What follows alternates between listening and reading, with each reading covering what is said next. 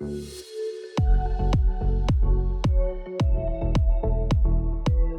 everyone, let's talk about lighting. Now in this situation we've got here, this is a standard 3-point light setup for a sort of neutral interview where there's not a lot of emotion being conveyed, not a lot of specific purpose to the lighting except for illuminating your subject in the best way possible. Now there are 3 lights involved in this situation. We've got a key light, a fill light, and a hair light. And all of those serve very specific purposes.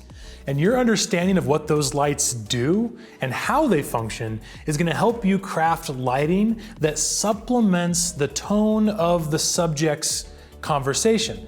So if we want to light intentionally, we can't just turn on every light we have at max brightness and think that that's going to look good.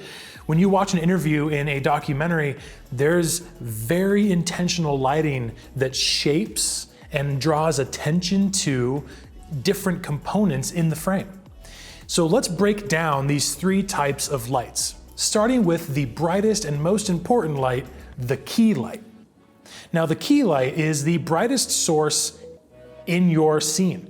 If you're outside, the key light is naturally the sun. Inside of a studio space though, the key light is generally going to be the brightest light you have. The key light is meant to illuminate the majority of the subject. If all lights were off, the key light would be doing the majority of the heavy lifting in lighting your subject. But when you have a really light, bright, Remember light bright?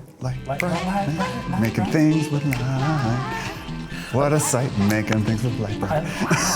I love my light bright, but I don't remember the jingle. So when you have a really bright light source, it's gonna create heavy shadows. And so we have to then have a light that fills in those shadowy areas. And that's called our fill light.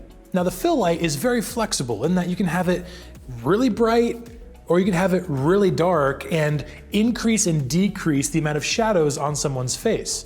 In a standard 3-point lighting setup, the fill light should be just enough to fill in those areas of shadow opposite of the key light, but not dim enough to kind of create this edgy darkness.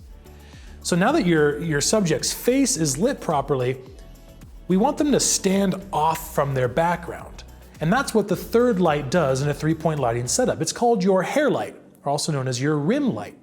And that light usually sits behind the subject, either off to the side or directly behind. The goal of this is to kind of create a halo of light around their shoulder, their neck, and their hair to help them stand off from their darker background.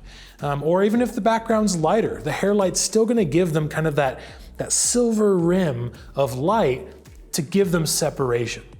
Without the hair light, they can kind of get muddled into their background. Yeah, absolutely. And if you combine that hair light, kind of defining the edge of your subject with nice depth of field and a blurred background, it really sets them forward in the viewer's sort of uptake of what's actually happening. And it focuses their attention on that interview subject. So to recap, we have 3 lights in a 3-point lighting setup. The brightest light is your key light, and that does the majority of the heavy lifting on the lighting. To compensate for the shadows, we have the fill light. And then to separate your subject from the background, we have the hair light or the rim light. With those 3 lights, you can achieve a variety of different looks and styles. But to start, let's talk about the placement needed to create a neutral setup in the lighting. And that's what we've got here, is a relatively neutral setup, as opposed to something that has some sort of purpose that is dramatically related, okay? So in this situation, we've got the key light on this side here illuminating most of what you see on this side of Alan. It's the brightest source, and it really is kind of the primary illumination of Alan, and mostly on this side of his body. Now on the opposite side over here, we've got the fill light, and that's coming in to kind of counteract the shadow that would be created by the key light in all its brightness, all right? So you can see this side of Alan's face is actually brighter than this one, you know, a considerable amount, all right? But we're not losing anything here because the fill is actually keeping the definition and providing sort of a difference between the two sides of the face, which gives you contrast and depth, and it allows the audience to better connect with the subject. And then behind him, over here, coming from this side, we have the hair light, the rim light, coming up around his shoulder, around his hair, helping to set him apart from that background, okay?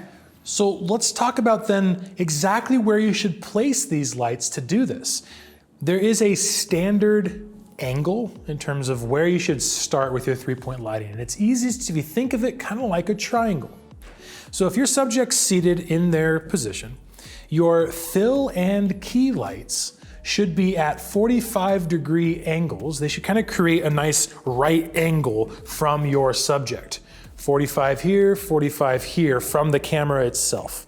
Your hair light then, it's a bit more of a subjective placement. Yeah, it kind of depends on your particular setup and what you think looks good in that situation. What you don't want to do is, pull it too close to them or create a situation where they're lit so brightly from the back that it's actually distracting. So you kind of have to play around with it and see what works. Remember, you're going for definition and cutout from the background as opposed to something that looks like a sun behind them.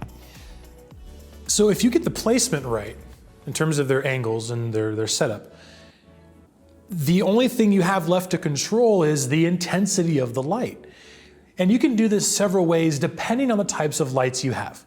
We're working with KinoFlow interview lights here, and the way they work is rather than dimming them, they have independent fluorescent bulbs that you can turn on or off. So the key light here has 4 bulbs in it. You could turn off all of them but 1 or just have 2. So that's how you can control the intensity of light on these. If you have dimmable LED lights, even better. But sometimes you have lights that can't dim or be turned off sequentially at all, and you just have a fixed bright light. Well, the angle's the same, but what could you change to change the intensity of it? The distance from the subject. You just back them off. You back them off. And so then you need to consider the space around your subject to pull that light back. If you want less fill, you need to pull the fill light back to help achieve that. Yeah, and you start getting into different ways to kind of do that. There's the distance from the subject that you can play with. You can actually put diffusion over the light itself, which is usually a panel of plastic that is different opacity to reduce how much light is actually passing from the light to your subject. I've seen people start to angle the lights back a little bit so they start to bounce off the ceiling a little bit too, and not all the light is coming directly onto the subject. That's why LEDs and lights like these fluorescent KinoFlows that are so controllable are so much more convenient than the kind of older style incandescent lights that really tend to be one brightness. So the ability to dim or to cut the amount of light coming from the source in different ways is very convenient. And it may leave you wondering then, well then what look am I trying to achieve? How do I know if it needs to be further back or brighter? Or how do I know if the hair light is properly placed? Again, to start, we're showing you a neutral setup. So this would be great for a corporate or industry-related interview where they're just talking about their company, or they're talking about just something casually they did yesterday, or a new up-and-coming event that's coming. Those are neutral topics. And so to have this look where bright key, decent amount of fill, and a pretty standard placed hair light achieves a neutral look to the subject.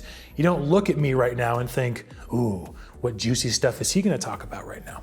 That can come with variations that we'll talk about later. So to start, I always say, start with just the basics and start to craft from there. So keep that in mind when you're starting out, just setting up your first lighting setup, and think about how to achieve that neutral look.